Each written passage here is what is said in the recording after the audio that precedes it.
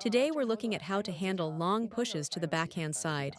When a serve comes short to the forehand, the long push typically goes to the backhand. Let me show you how I coached this technique. It was a real breakthrough. Let's start by having our student demonstrate his receive. Nice, don't lift the ball, just brush it. Keep the motion compact. Focus on contact. Right. 嗯，哎，Now watch this. When a long backspin push comes to the backhand, he loops it back. He's improved a lot. But here's the thing, this is exactly the ball most players are afraid of, a long backspin push to the backhand. Are you afraid of it? Most people are. Against topspin, it's not so scary. You can just block and press down on it. The real question is, what do you do when it's sidespin backspin? That's the tricky one. With pure backspin, at least you have a basic stroke to get the ball back over. But sidespin backspin is where people struggle. You need a specific technique to handle it. Now, some advanced players can counterloop off the backhand, even step around and counterloop with the forehand. That's a very high level of play. If your opponent loops to your backhand and you can counterloop, that's impressive. But most of us aren't at that level yet. We need to focus on the fundamentals first. What we're going to work on today is building a solid foundation for receiving these long pushes to the backhand. This is the technique that will help the majority of players. The fancy counterloops and sidestep attacks, those come later. First, let's make sure you can handle the basic backspin and sidespin backspin balls that come long to your backhand side. That's where the real improvement happens for most players. Let me show you the proper technique for dealing with this situation. 对啊，他说侧身反拉，天呐，你拉的，他说拉人反手都被反拉。我的妈呀，那你这个真厉害。对，这个直播间太不适合你了。对，我们都没有这水平，我都没这水平，我们只能教这个比较有基础的乒乓球技术。建议你去看看侧身反拉，就是你反手拉完对方侧身反拉你的直播间。好。 All right, today we're focusing on how to loop a long backspin push with the backhand. This is a common difficulty for many players. Let me start with an important question. When you receive a long push, which timing point is best for looping? The rising phase, the highest point, or the early descending phase? Think about it, because the contact point is crucial. Earlier today, I spent just 10 minutes adjusting this one aspect of the technique, and the improvement was dramatic. Just 10 minutes, and the results were obvious. Most players try to hit the ball in the early descending phase. Let me demonstrate. Watch which point I make contact. Here I'm looping at the early descending phase. Watch carefully. Now let me show you several rallies at this timing. Okay, now let's compare. This time I'll loop at the rising phase instead. You can see the difference immediately, right? Which timing point feels easier? Which one looks more effortless? The rising phase is clearly more natural and more controlled. When you catch the ball as it's still coming up, you don't have to work nearly as hard to generate lift and spin. The ball still has energy from the bounce, and you can use that momentum. Today we're going to cover 4 key aspects of the backhand loop against backspin. Get these 4 things right, and your backhand receive will break through to a whole new level. It really is that effective.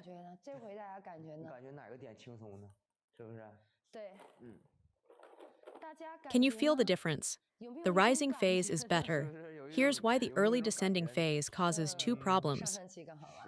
First, if you wait for the descending phase, you have to wait for the ball. When I'm standing at a mid-close position at the table, the ball will jam me if I wait. So I'd have to back up to catch the descending phase. But if I stand far back, what happens when my opponent drops a short ball? I'm too far from the table. My positioning is already wrong. You'll lose points just from poor table position. This is a critical point about receiving. Believe it or not, the faster my opponent pushes the ball, the easier it is for me. Don't be afraid of a fast, long push. On the rising phase, your opponent gives you speed, and you convert that into spin. If they don't give you speed, you have to move forward to meet the ball. With the descending phase, you're waiting for the ball and then still having to step forward. That's so much harder because you're out of position. So I take almost every long push on the rising phase. Watch closely. Right at the bounce point, I'm already looping. I borrow my opponent's energy.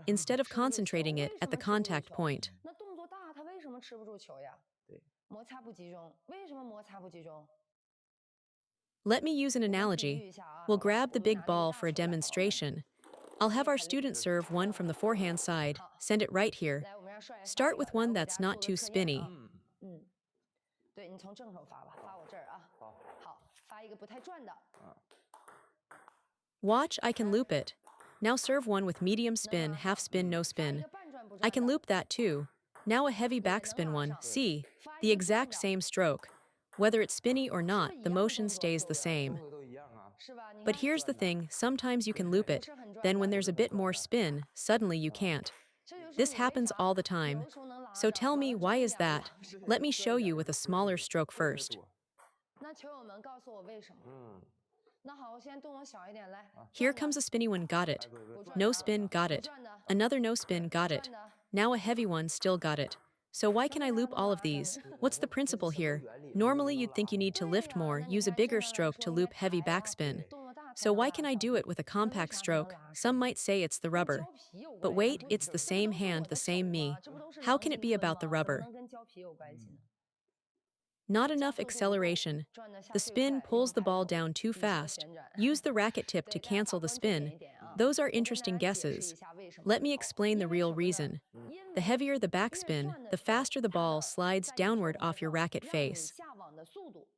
Let's call it the drop-off speed, the speed at which backspin pulls the ball down into the net. That drop-off might happen in, say, 0.3 seconds. But if your stroke is too big, going all the way from low to high, that motion takes maybe 0.7 seconds. This is just an analogy to help you understand. So here's my question, what should you do? The downward force acts so fast that if your stroke is too big, your swing simply takes too long, 0.3 versus 0.7. You can't maintain friction on the ball because it's already dropped off your racket. The rest of your swing is wasted. The ball has already left your paddle. That's exactly why a bigger stroke makes it easier to dump the ball into the net. The bigger the stroke, the less concentrated your contact becomes, and the longer it takes to generate friction. That's why you genuinely can't loop it. Makes sense. But with a compact stroke, that same 0.3 seconds the ball drops. I can complete that motion in 0.3 seconds and loop it. Watch, I'll show you a good one. 0.3 seconds right there. But if I use a full stroke from bottom to top, that takes 0.6 or 0.7 seconds. The result, I can't maintain friction. The upward speed I generate isn't fast enough to overcome the downward drop, so the ball goes into the net. That's the principle. Let me put it in plain terms. You simply didn't grip the ball with enough friction. What does that mean exactly? The heavier the backspin, the faster the ball drops downward off your racket. Heavier spin makes the ball feel heavy, it's not floaty or light anymore. And the bigger your stroke, the longer it takes to travel from start to finish. The frequency is too slow, so you can't cancel the spin. But if I keep my stroke compact, I solve this problem. I concentrate that 0.3 seconds into one quick burst and complete the motion right there. That's exactly what breaks the spin. The incoming backspin gets converted into topspin through your friction. That proves you've overcome the rotation. How do you break it? The ball's drop rate is 0.3 seconds, so I complete my stroke in 0.3 seconds, and the spin is neutralized. The ball drops, and I bring it back up in time. If I take 0.6 seconds, I lose grip and it goes into the net. If I take a full second, the ball just falls away completely. That's the principle. Please take a moment to feel this concept. This is an analogy to help you understand, just an analogy. The key takeaway is this. Many players, myself included when I was young and didn't fully grasp it, fall into the same trap. When you can't grip the ball, you desperately try to find more friction. Someone serves heavy backspin, and you frantically chase the friction. Exactly right.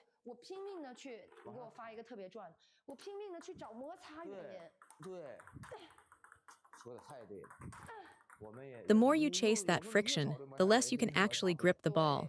So when facing heavier spin, should our stroke get bigger or smaller? Think about it, on the receive, the ball already comes with speed and spin built in. Should we go bigger or smaller? Everyone should understand by now. We're talking specifically about the receive here.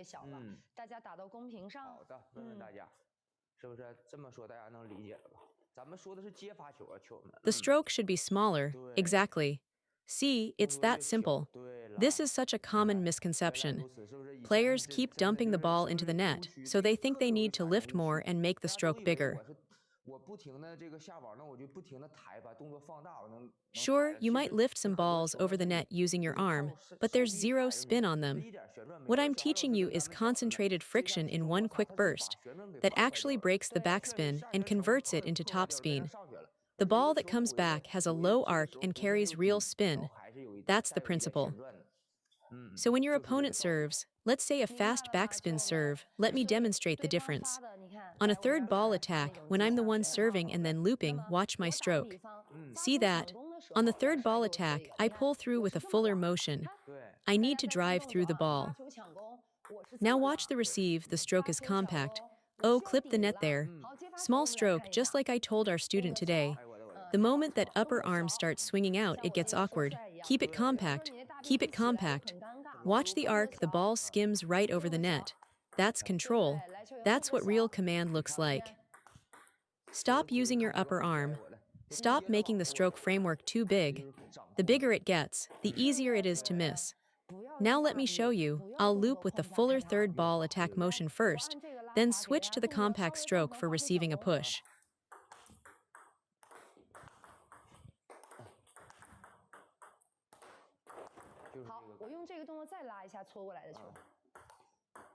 See, against a push, that compact stroke works perfectly. But I've noticed this same issue coaching young players recently. They can loop on the third ball attack, but can't loop on the receive, or they can loop on the receive, but can't loop on the third ball attack. You have to constantly switch between these two modes. Why? Because when someone pushes the ball back, it doesn't travel as far. Even a fast push is shorter than a long serve second bounce. So on the third ball attack, you need to loop higher and drive through the ball. On the receive, you borrow the incoming force and use concentrated friction to redirect it forward. These are two completely different concepts. If you use the same third ball attack motion on the receive, your opponent practiced that long serve specifically to jam you. They're using speed and spin to pin you down. If this clicks for you, it should. So placement is something you absolutely must work on. If your opponent locks you into one spot, you're stuck. You can only push, and once you're just pushing, you've got no options. Now let's move on to the third point. Now we understand pace and stroke size. The third point, today I taught our student how to create friction. Should the racket face be more open or more closed for better friction? I feel every point today has been absolutely crucial. More open or more closed? Think about it. Everyone says more closed, interesting. To sum up, keep your receive stroke compact to match the ball's drop speed. Switch between third ball attack and receive modes,